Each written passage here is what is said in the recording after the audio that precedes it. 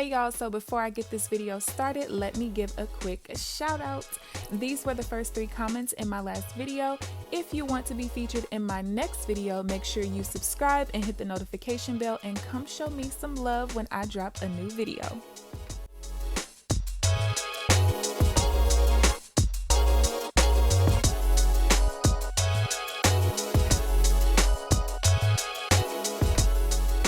What's up, you guys? It's KeAmber Vaughn, aka CoachKe, coming back to you with another video. If you are new to my channel, welcome, and if you're not new, welcome back. Be sure to hit the subscribe button and also tap the bell so that you are notified of every new video that I post. So as you guys can tell by the title of this video, it's time for me to do my first paycheck to paycheck budget for my August budget. If you guys are new to my channel, the way I like to do my budget is I like to start my budget on my first paycheck that has that month's date, if that makes sense, and I get paid every other Wednesday. So my first paycheck in August that has an August date was August 12th. So just so you guys know, I'm usually in the live chat when I'm not sleeping for work, but I will be sleeping for work when this is premiering, so I apologize for that. Now, the week that we are going to be going off of, this came from my monthly budget with me. When I put this entire budget together, I kind of like to do a paycheck to paycheck overview, kind of estimating what I think is going to happen, and then you guys get the real once I actually get paid. So this is the week that we're going to be going over, and I already wrote down what should be coming out. I did make at least $1166.38, so that is that. All right, so these videos are kind of going to be out of order because you guys are going to get the paycheck to paycheck budget today. Monday should be the July budget results, and then next Thursday should actually be the sinking funds update. Okay, so first things first, my income was $1167.38, $1 more than usual. Not really sure, maybe the taxes changed again, I don't know. It's all right. So the first thing I do is put fixed expenses, due date, the amount that's due, and then plus or minus just in case I forgot something or something was less than what it normally is. Gonna grab my red pen. These erasable pens are the Florissant color sticks. They are always in my description box, and this planner is a planner I created that is in the description box as well. So the only fixed expenses I have coming out are car insurance. That is due on the 21st. The amount is $129.66. Then I don't have a date for the rent, and the reason why is because I'm basically a month ahead. I'll start paying rent on September 1st. So basically I took the rent amount out of what I had remaining out of July's budget to start myself off with. So this month I'm basically saving for September, October. So what I'm basically going to do is just take $150 per paycheck and put it off into my separate account from where like all of my transactions normally happen. And then once it's time for me to actually pay it, I'll just transfer it back. I use Zelle between my accounts. I'll just transfer it back and give the money. And then I always do unbudgeted in each category just in case. You guys are going to see in Monday's video that I did have an unbudgeted fixed expense. And the crazy thing is I had accounted for it when I kind of did my pre-budget, I guess, for July. And then I lost that paper, so I just kind of totally forgot about it. But you guys will end up seeing that. So you guys will see how I use the unbudgeted part. Okay, so the total for fixed expenses is going to be $279.66. And then remaining of this paycheck minus $279.66 is going to give me $887.72. So the next category is going to be variable expenses. Again, we have due date, amount, and plus or minus. So for variable, all I have is the budget which is my gas, groceries, all of that. There's no due date, of course, because it goes the whole 2-week span. And the amount that I've budgeted for myself every 2 weeks is $605. And then, of course, again, I have unbudgeted. So the total for this category is going to be the 605. Remaining is still going to be positive.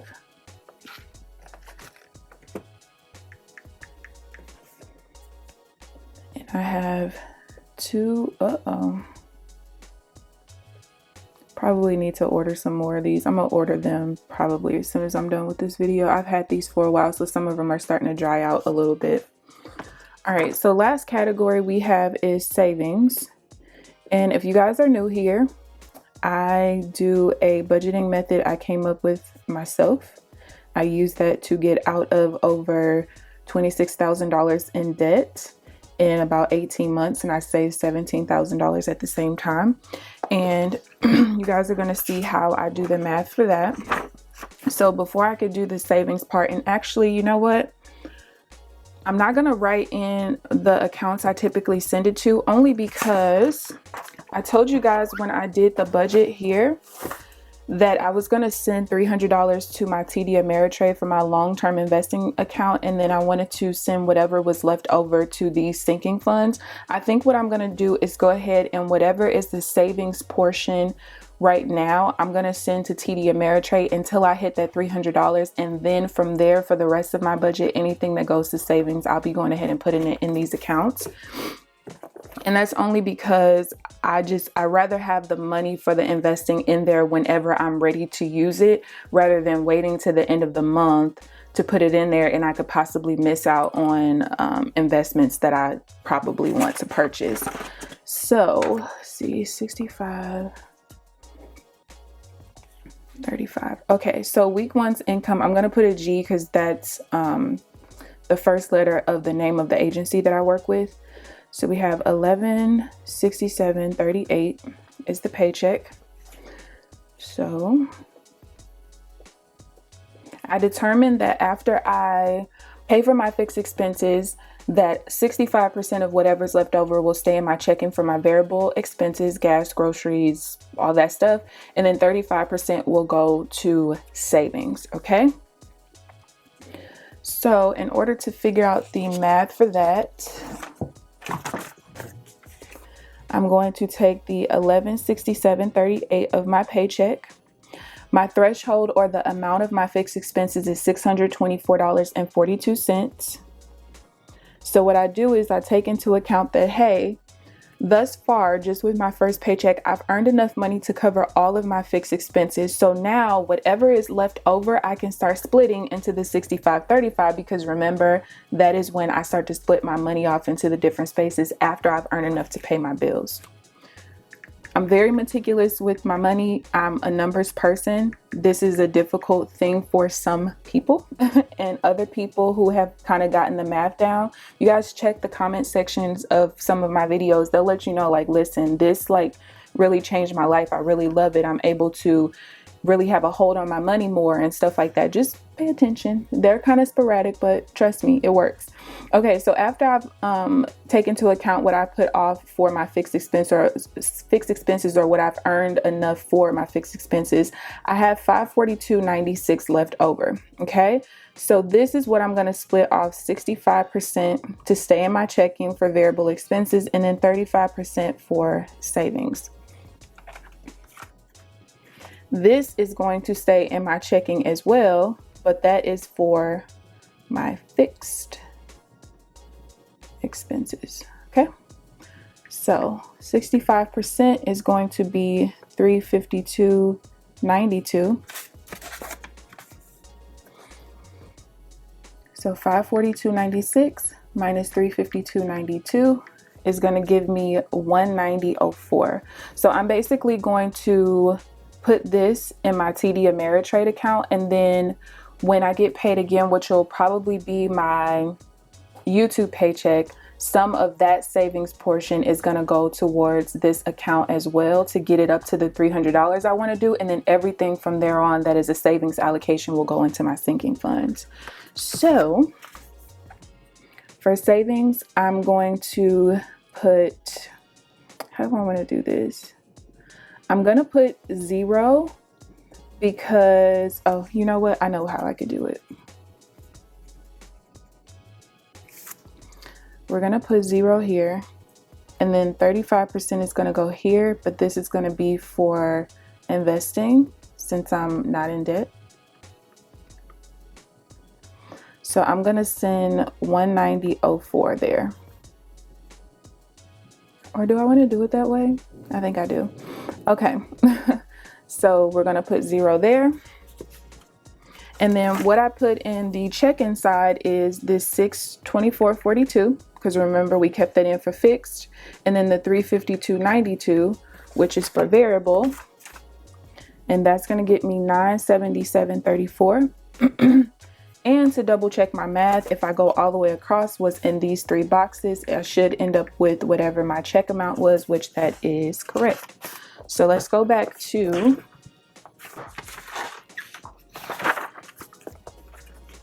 list page, and I like to do savings in purple because I just do.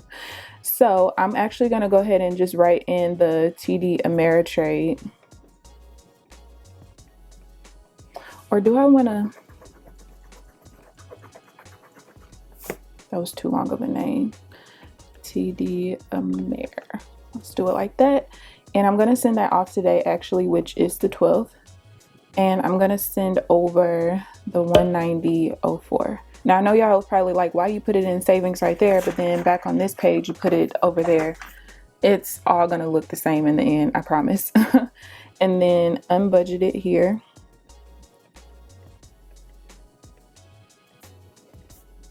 Just in case I decide to send something extra, which I usually don't until the end of the month, to be honest, but I like continuity, so. And then remaining is still going to be positive. So we have the 282.72. I'm going to subtract the 190.04. And that is going to leave me with 92.68. And then I like to do a space at the bottom of my paycheck to paycheck budget where 1, 2, 3, 4, 5, 6, 7, 8. I do kind of like a projected versus an actual. And I really just do that because I like to kind of look at it later on and compare, like, you know, what months did I do really well with my actual being close to my projected, or at least underneath, you know, what I thought I was going to do, basically underspending. So my beginning balance, and this is basically reconciliation for my checking account as well, because I like to make sure that there's no extra expenses that aren't supposed to be there. I was charged $50 for something I wasn't supposed to be charged for last month. I ended up getting a refund for that, but if I didn't reconcile my accounts, I honestly probably wouldn't have even paid attention to the transaction, especially if I didn't get an email even letting me know that I was charged for it. So I'm going to add my income. I always start my checking account off on every budget with $4,000. And that is just like a buffer slash baseline of my account. I was taught by a millionaire, multi-millionaire, to keep 2 to 3 times your monthly expenses in your checking account at all times. And then of course you got your mini emergency fund, true emergency fund, that kind of stuff. All right, so that's going to give me a beginning balance of $51.67.38. I'm going to subtract the fixed expenses, the variable expenses, and also the savings.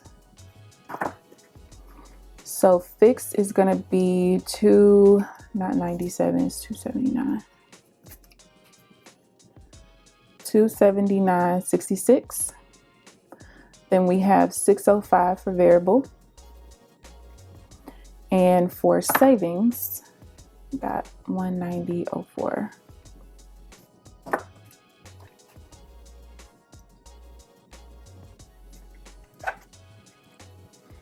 Minus 279.66, 605, and 190.04.